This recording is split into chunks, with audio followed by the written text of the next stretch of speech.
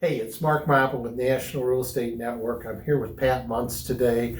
We've been doing some seminars, some webinars, meetups, and we're really seeing something develop out of this. Is and the reason we're doing this video is for all investors that are interested in investing in real estate. There's some basics that you have to understand. So I've asked Patrick to come here and talk today, but we're seeing a trend or whatever where it's really showing that the focus that you need to have on your investment properties is in the wrong place. So this is a real important video for you to listen to, because really what we're going to get to is the crux on getting you the lowest cost money, and the focus hasn't been there for most investors. So Patrick, can you give us some background, kind of like help us understand this better? Hi, I'm Patrick Munce, and I want to share with you what might be going on as to any confusion you may have as to how to direct your resources and focus your attention in the investment game. What we had during the Great Recession was subsequent legislation that created a lot of protections for consumers. After that, the investors ran for the hills and the lenders, because of the fact that they didn't want to loan to consumers with those protections. And now you know why you need a business in order to get loans for real estate. Anything over 4 families is considered a business loan or a commercial loan. Patrick, what I hear you saying in this is that really the focus for most investors is they're going after the hard money, or they're still trying to go after mortgages or loans like that, when their focus should be where the money's the cheapest and the best right now, which is to go after a business loan. Am I correct? Yeah, and in order to be an investor, one must invest, and in order to be an investor, one must have a business to get a loan for. And there's where the issue is, and what we've been seeing is that people don't have the business, or they don't or the command knowledge. of the business. Yeah. What we find is a lot of the questions we get are, how do I do this? How do I do that? What schedule should I use? And you should already be there after the past 24 months in order to qualify for a lot of these giveaways. So, but there's no time to get started like the present if you're not.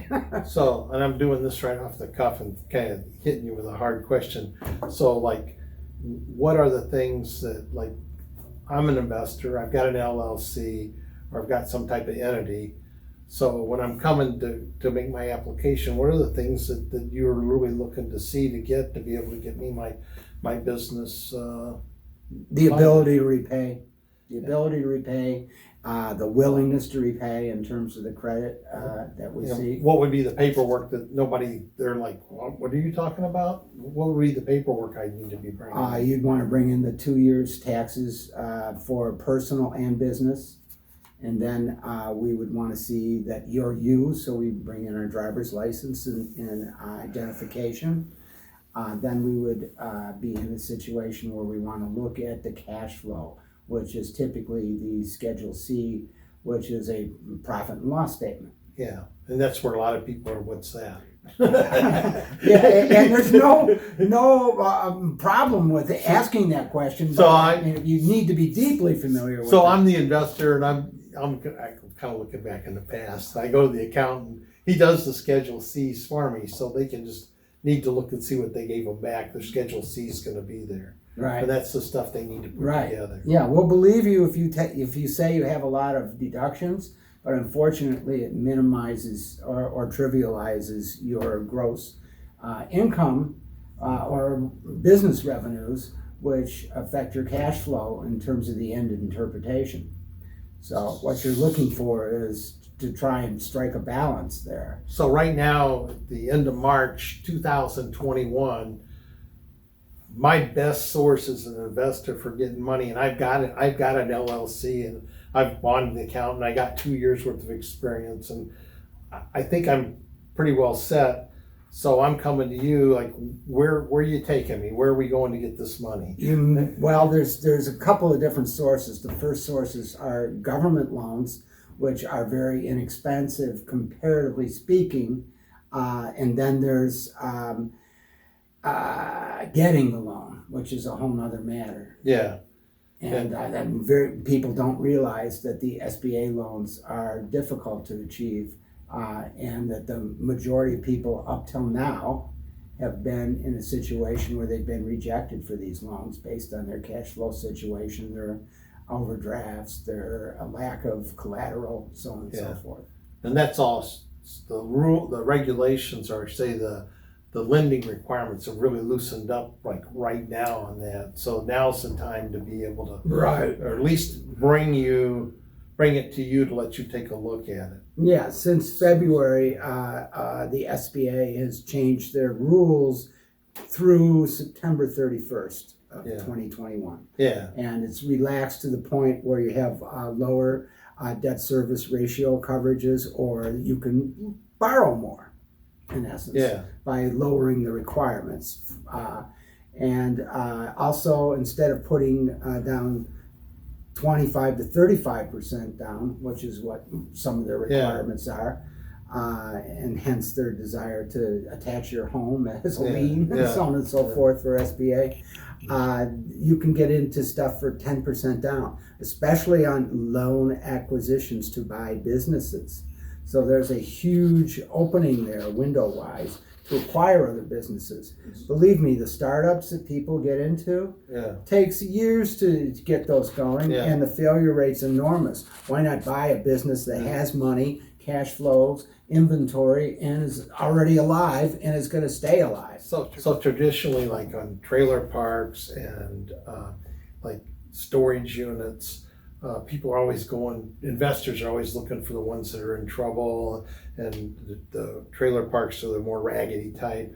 So now with this kind of funding, I can actually go out and find a good, strong cash flowing one that I've got financing readily available at my fingertips with the SBA with only 10% down. Right. I think that you have to actually drill down a little bit on that, though, because you're talking about specialty properties. Yeah. So sort of like we never barbecue, we only grill. I You're going to stay away from, well, if I was going to do a franchise business, if I was getting a franchise, it's opening up tons of doors, or buying a brick and mortar business. No question about it. I guess what I'm kind of trying to delineate here is that, a manufactured housing park might be much more desirable in their eyes to a mobile home park. I got you. We're looking for collateral, not problems. But those were opportunities that weren't there for investors. Well, those are the lowest hanging fruit and the best opportunities. Yeah. But those are the ones that end up being self-funded too. Yeah. And I think that the people that are watching, you're putting focus on single family or rougher properties where you've now got an opportunity that you could actually be going after some much bigger fish and make a lot more money. That's really what I'm saying. Right. And the housing stock is such that what I always say, you're not looking for screwed up houses, you're looking for screwed up people, right? Yeah. So, this has been really enlightening. And Patrick, I know that there's still a lot of investors out there where they need the transactional funding and hard money lending still. So I'm not trying to knock that. So I know that you've been working on that too. Is a few things you could say about that? Sure. I think the most important thing is to realize that when you're being interviewed by somebody for hard money, the intent is to eliminate you rather than figure out how to do you in many cases. And the reason is because many of the clients don't have money to put into the deal. No skin in the game is a deal killer. They want to see you to have money. So and there's a million other problems. You don't have a clear plan to pay back the loan, no exit strategies of any kind, or they're too soft or too, speculative. Yeah. So there's a laundry list of the investors' objections on hard money. So the good news is that you don't need credit to do transactional funding, but it's very difficult to find. It used to be abounding everywhere, and now hardly anybody has it except for people out of state who are broker chains that are stepping all over the deal. So it becomes extremely expensive. You're going to 6 point plus land if you go that route. So the challenge, of course, is to become aware of the alternatives to hard money, or find out ways to creatively use the hard money if you're cash flowing. So do you have access to transactional funding? Yes, I do. I happen to have a serious amount of it, and we like it. We like the transactional funding side of it because it's modestly profitable, but it's a day-to-day offering that comes through to most people. Most people qualify. Yeah, so because it's rental, it's money rental. Yeah, so like an example of like transactional funding, just one example of it is like we had a house in Taylor, Michigan, where we had it tied up on a purchase agreement. We had another buyer for it. And if the first person we bought it from knew what we were selling it for, there'd be an issue. So we used transactional funding where the closings were set, one closed and the second one closed on the same day in the same office. And that worked out great.